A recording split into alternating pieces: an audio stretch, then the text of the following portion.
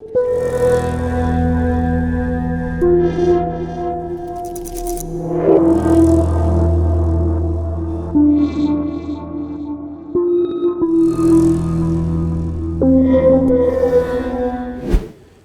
prijatelji, zadnju čudnu priču u prošloj 2022. godini završio sam tako što sam govorio o statistici ubijenih žena u Srbiji. Zadnja na toj listi je Ivana Krivokapić iz Lovćenca. Večeras ćemo pričati upravo o njoj. 24.12.2022. godine, oko 15 časova, njeni bliski rođaci, zapravo braća od stričeva, pronašli su njeno beživotno telo u njenom iznajmljenom stanu na Zvezdari. Ivana je ležala na krevetu tako što je na sebi imala majicu koja je bila podignuta do visine grudi i bila je u farmerkama koje su bile otkopčane, ali na njoj. Takođe, imala je male podlive na vratu i masnicu na levom oku. Ono što je isto bilo čudno, na ormariću pored kreveta nalazili su se njena dva lančića koja su bila pokidana sa njenog vrata i tu ostavljena, a tu je bio i njen mobilni telefon koji je bio upaljen, ali niko se nije javljao i bilo je bezbroj propuštenih poziva.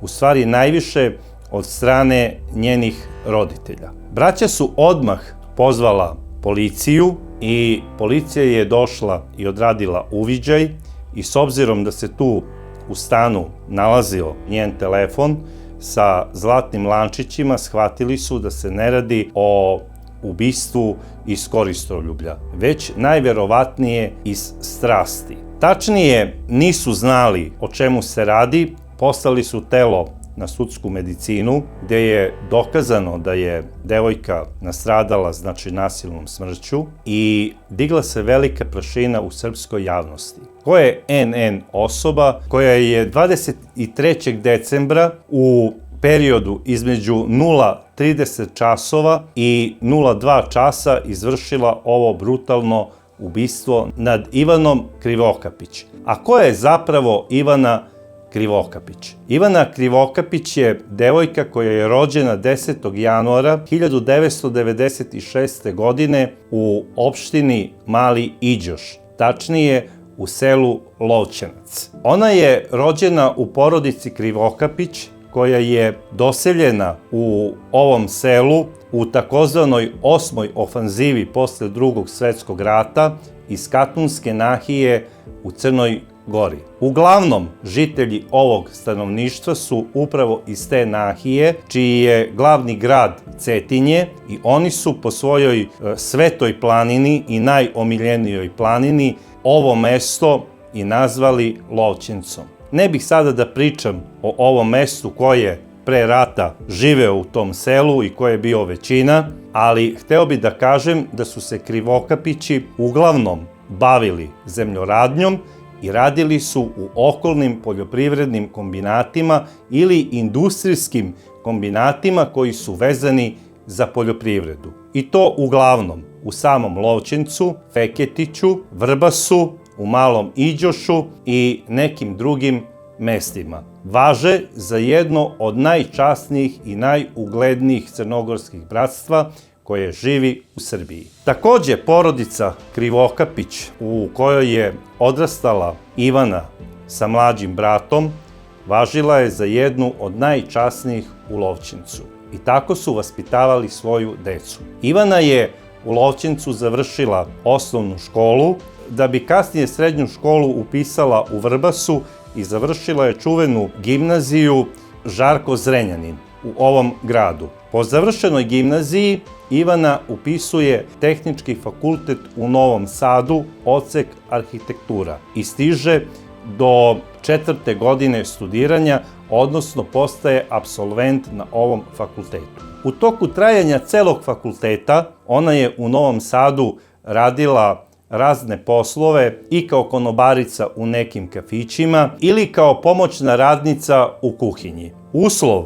da bi radila po tim kafićima u Novom Sadu i restoranima bio je da njena porodica poznaje gazde i da su to časni i pošteni ljudi. Jer Ivana nije želela da nju neko ucenjuje na određeni način da bi ona dobila posao. Takođe je koristila svaki vikend da obiđe svoje roditelje, da pomogne mami oko spremanja kuće i u kuvanju hrane. Svi u Lovćencu govore da je ona ne samo po lepoti, nego i po svom ponašanju važila za jednu vrlo pristojnu, lepo vaspitanu i časnu devojku. Ivana je, radeći ove poslove, saznala da u Beogradu je isti takav posao dosta plaćeniji i izrazila je želju da pređe i da nađe neki posao u Beogradu.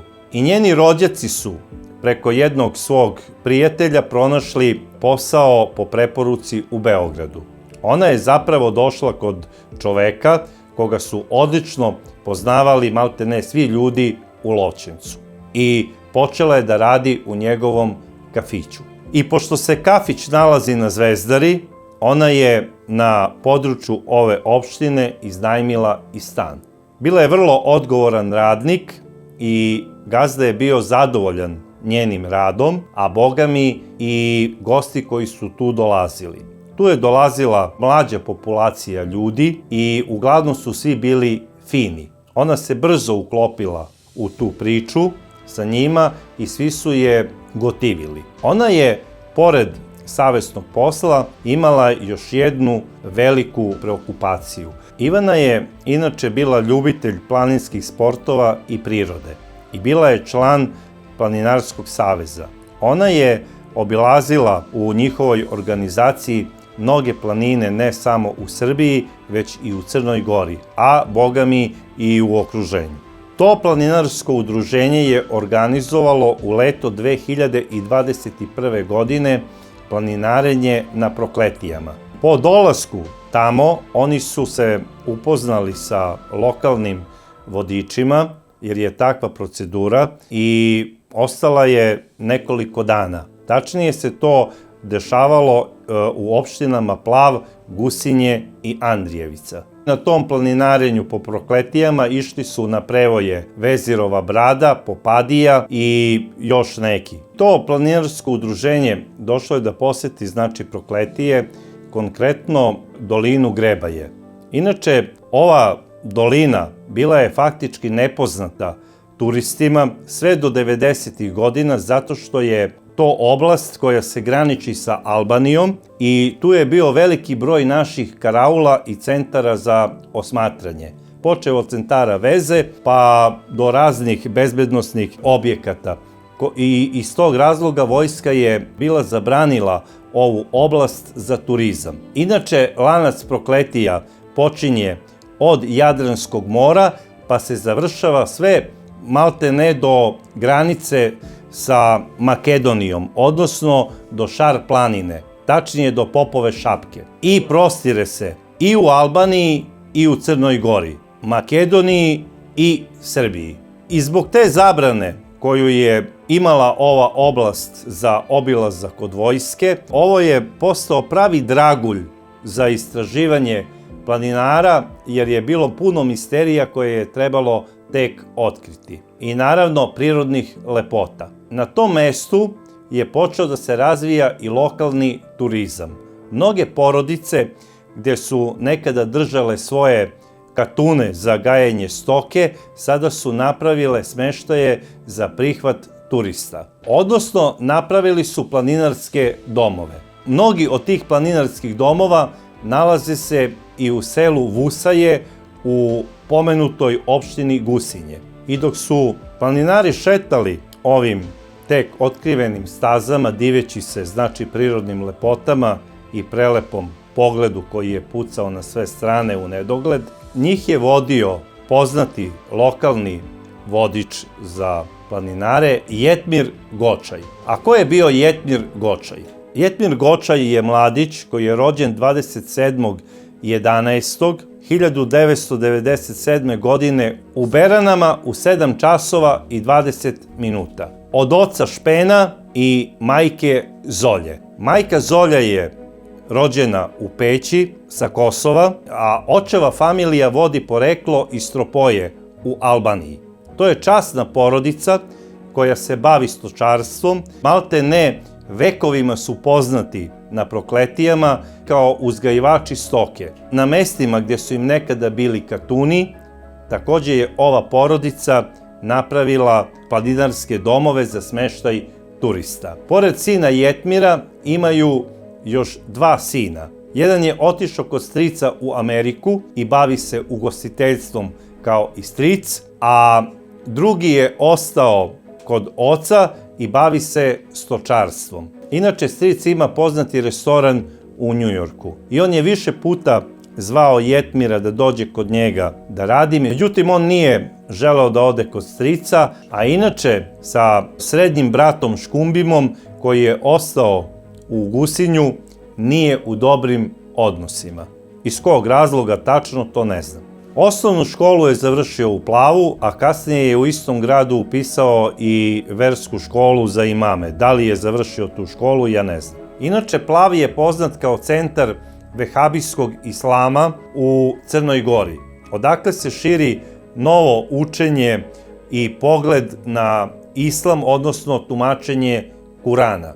Pripadnici ovog pokreta su poznati po tome da obavezno nose vehabijske brade, kraće pantalone, znači iznad članaka, i da ako su zaljubljeni u neku ženu, oni je smatraju kao svoju devojku iako nemaju fizički odnos sa njom. Jetmir je kao pravi učenik ove verske škole postio svaki ramazanski post i to je redovno isticao na društvenim mrežama. Inače, od osnovne škole on se bavi sportovima tipa trčanje maratona, zatim bavi se kajakingom, alpskim skijanjem, biciklizmom, pešačenjem, planinarenjem i kampovanjem.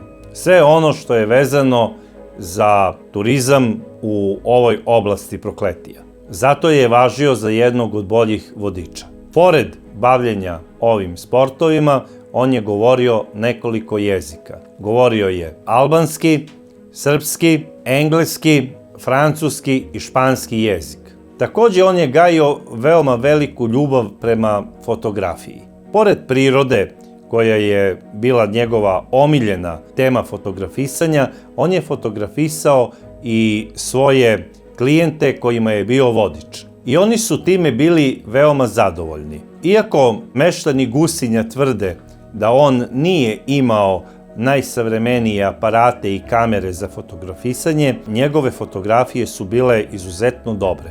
On jednostavno nije smatrao da treba da ulaže u neku savremenu opremu. I sve je slikao telefonom. U njegovom telefonu nalaze se hiljade i hiljade fotografija. I to je jako bitno, a vidjet ćemo kasnije i zašto. I dok sam ja gledao te njegove fotografije na Facebooku, zapazio sam i jedan veoma čudan detalj.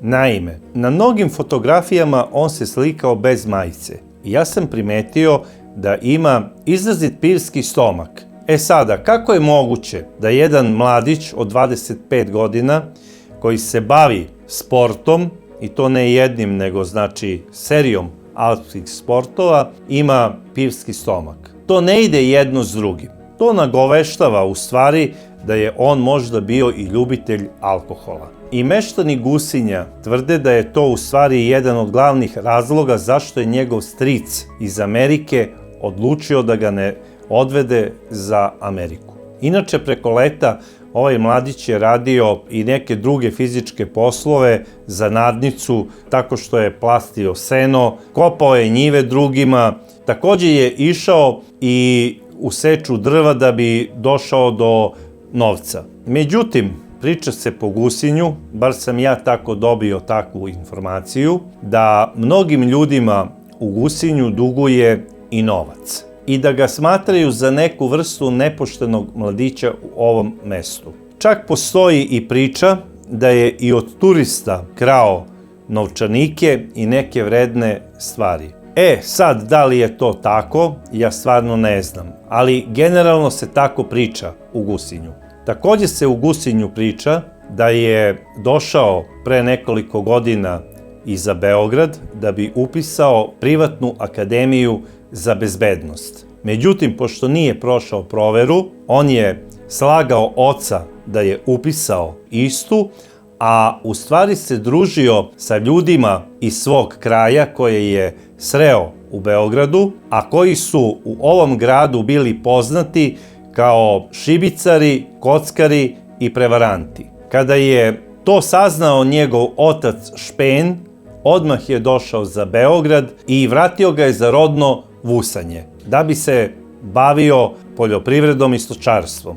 Sada, tog leta, jula meseca 2021. godine, on predvodi i grupu planinara u kojoj je i Ivana Krivokapić. I ona se njemu mnogo dopala i on je najverovatnije nju konstantno non stop slikao.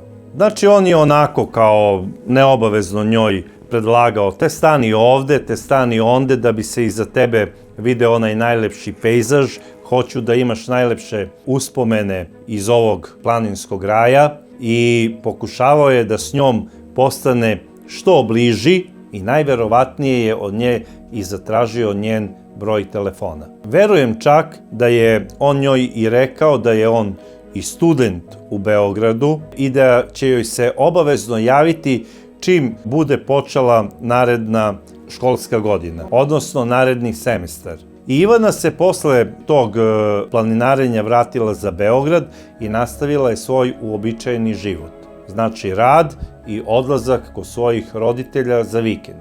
A Jetmir je njoj sigurno slao mnogo poruka. I naravno počeli su da se druže i da se čuju telefonom. On je najverovatnije pokušavao da objasni kako će njoj sve dočarati o planinama lično, kako on poznaje sve tajne maltene svih planina, da je on sposoban da skija na bilo kojoj planini, da se bavi bilo kojim sportom koji je vezan za planinu i alpinizam i hteo je sebe da predstavi u nekom svetlu malte ne kao da je on Superman, jer je on hteo u stvari na svaki mogući način da joj se dopadne. Čak je počeo da čita knjige Juliusa Evole, koji se i sam bavio planinarenjem i imao je čitavu filozofiju o životu u planinama. Naravno, on je neke delove knjige ovog filozofa slao Ivani kao svoje, da bi sebe predstavio što pametnijim.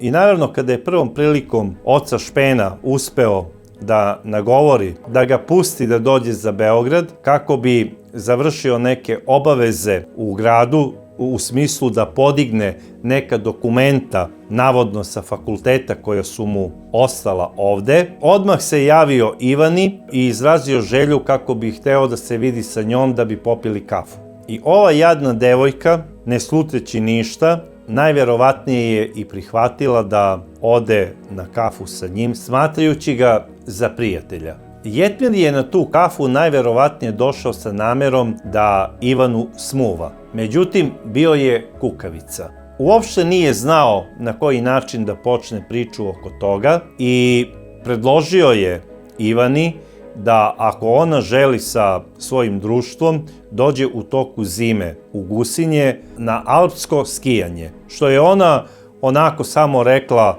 kroz komentar, razmislit ću o tome.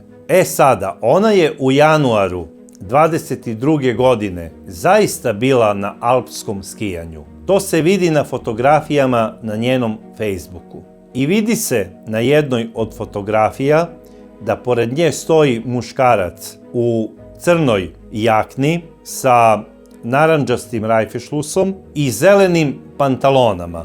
Sada, o kome je tačno reč, ja to ne znam, ali u Gusinju tvrde da je to zapravo Jetmir. Međutim, ja sam gledajući njegove fotografije sa njegovog Facebook profila došao do zaključka da on nema jaknu sa narandžastim rajfešlusom, nego sa zelenim. Šta je u stvari tu istina? Nažalost, to niko od nas ne zna. Bilo kako bilo, Ivana i Jetmir su nastavili da se druže. Dokaz za to su fotografije koje su nastale u periodu između 11. i 23. decembra.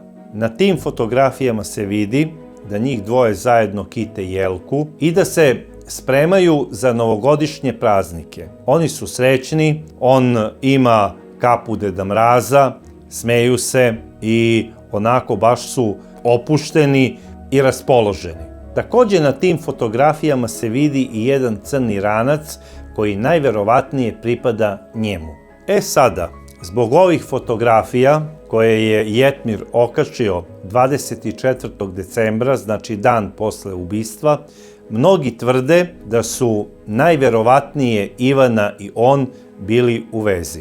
I to u tajnoj vezi, jer ove fotografije nisu okačene kad su nastale, nego dan posle objavljivanja vesti o Ivaninoj smrti. I Jetmir je napisao na jednoj od njih: "Anđele moj, počivaj na miru, neka ti je laka crna zemlja. Svi smo mi Allahu i njemu se vraćamo." A na pitanje novinara zašto je okačio ove fotografije i da li je on slučajno njen momak, on je to izričito negirao. Rekao je: "Ne, mi smo samo prijatelji." I možda su oni samo bili prijatelji, čak sam i ja ubeđen u to da tu ničeg nije bilo osim prijateljstva i da je on došao iz nekog razloga do Beograda da bi stvarno možda nešto obavio i nije imao gde da prespava i da je zamolio nju da bude kod nje neko izvesno vreme, što je kod mladih danas i normalno,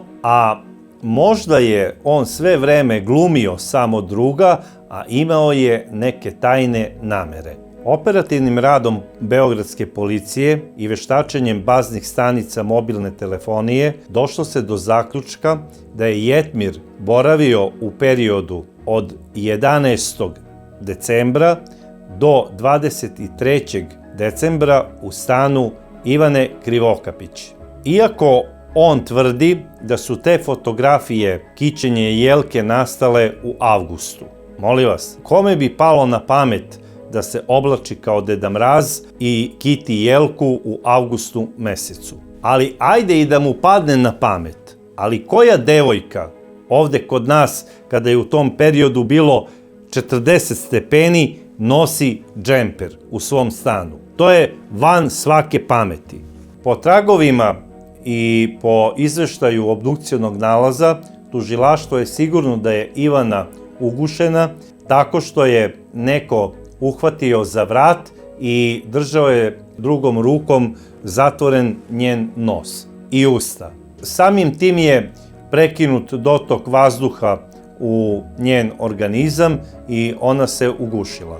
Takođe, obdukcijom Ivaninog tela utvrđeno je da se ispod njenih noktiju nalazi i DNK napadača, odnosno ubice. Taj DNK je najverovatnije upoređen sa DNK njegovih srodnika i došlo se do zaključka da se najverovatnije radi o Jetmiru. I za njim je tužilaštvo Srbije raspisalo poternicu. A još 25. decembra sa Jetmirom je počela da se dopisuje jedna hrabra beogradska novinarka. Mi smo bili planinarski prijatelji, ona je volela planinu, upoznali smo se na Prokletije kod nas. Odnosi između mene i Ivane su bili kao između brata i sestre, šta da vam drugo kažem.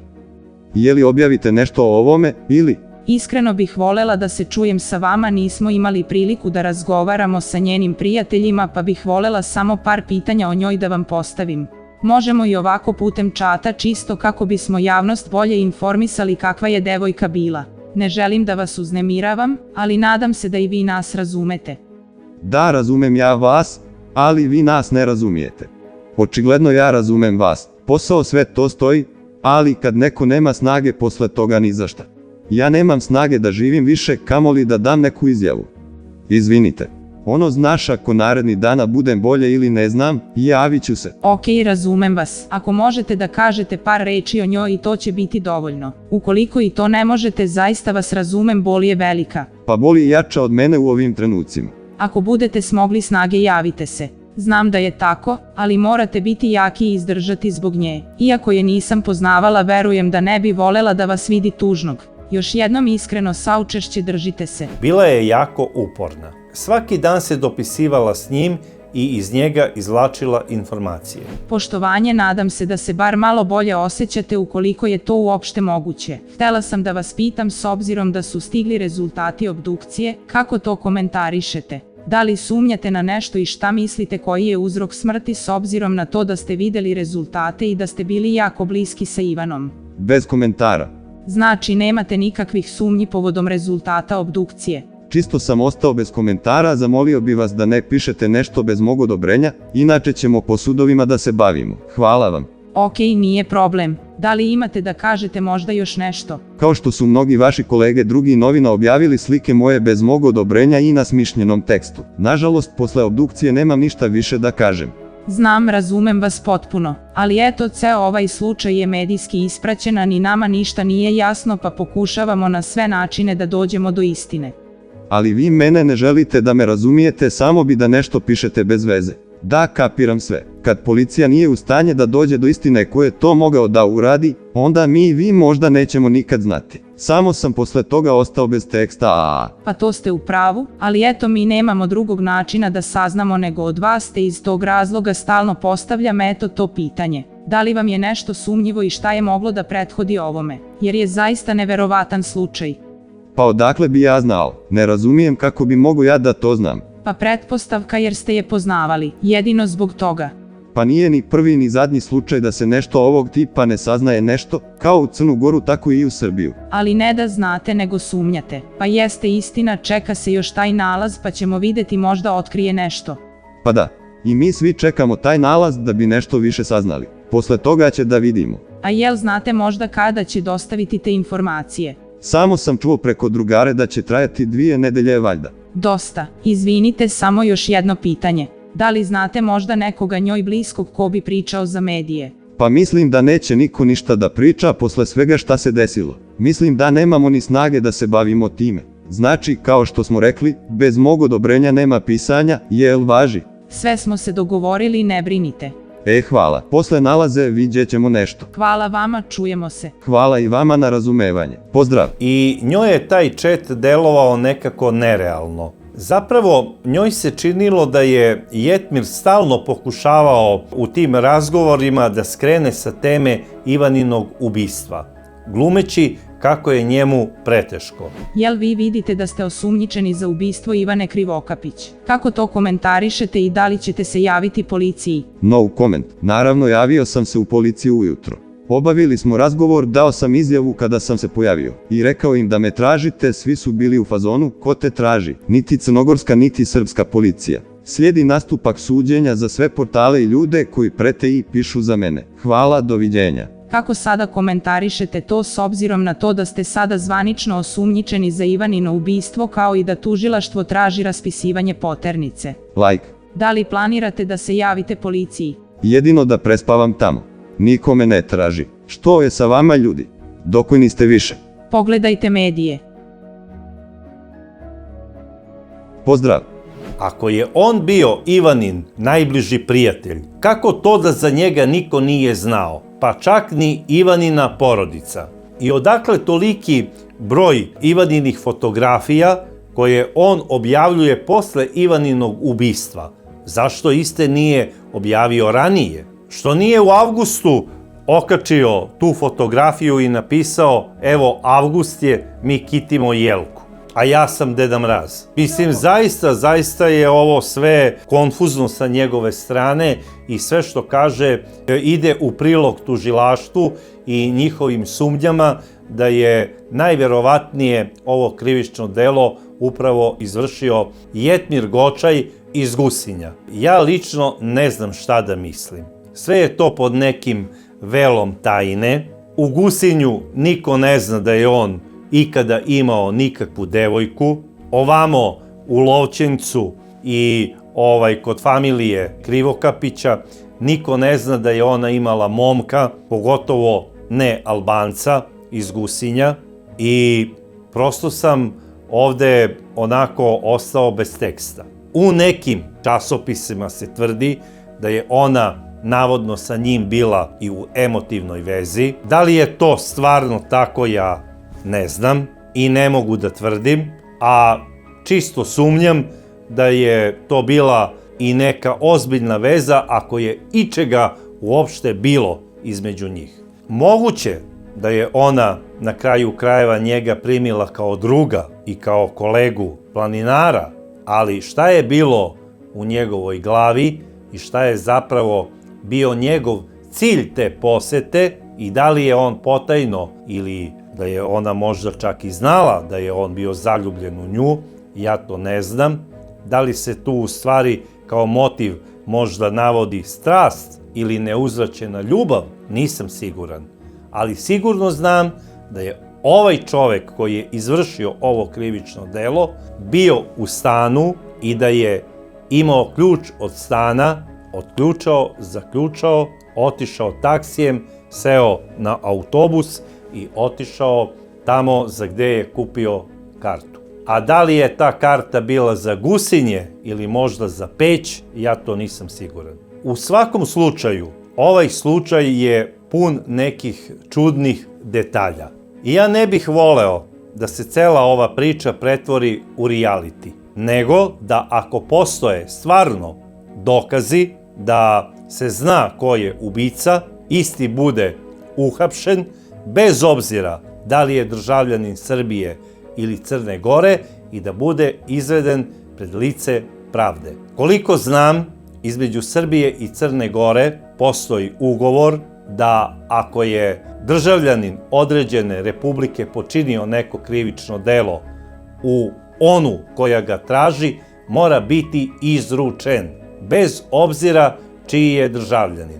Ivana Krivokapić je inače sahranjena 27. decembra u Lovćencu i bilo je 1000 ljudi. Celo selo je izašlo da je isprati na večni počinak i ne samo njeno selo, došla je čitava okolina. Svi su plakali, nisu znali ko stoji iza njenog ubistva, ali su, paleći sveću za pokoj duše ove mlade devojke, izrazili želju da isti bude uhapšen i da odgovara za ovo krivično delo. I ja čvrsto verujem da će to biti upravo tako. Jer bez obzira gde god da se nalazi čovek koji je ovo uradio, da li je to Srbija ili Crna Gora, i jedna i druga su pravne države i veruju u zakon. Na kraju krajeva, ja mislim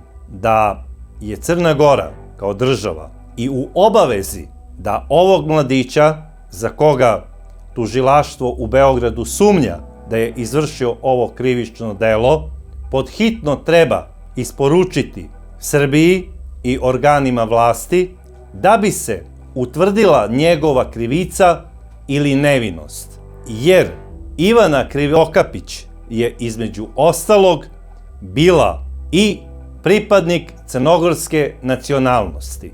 Ova devojka je bila Crnogorka i mora da se otkrije ko je njen ubica. Dragi prijatelji, najverovatnije da ja zbog svojih obaveza mnogo toga nisam možda primetio u vezi ovog slučaja i zato bih voleo da ako vi nešto znate, napišete u vašim komentarima u vezi ovoga. Ja više ne bi imao šta da dodam, osim da vas pozdravljam do sledeće čudne priče.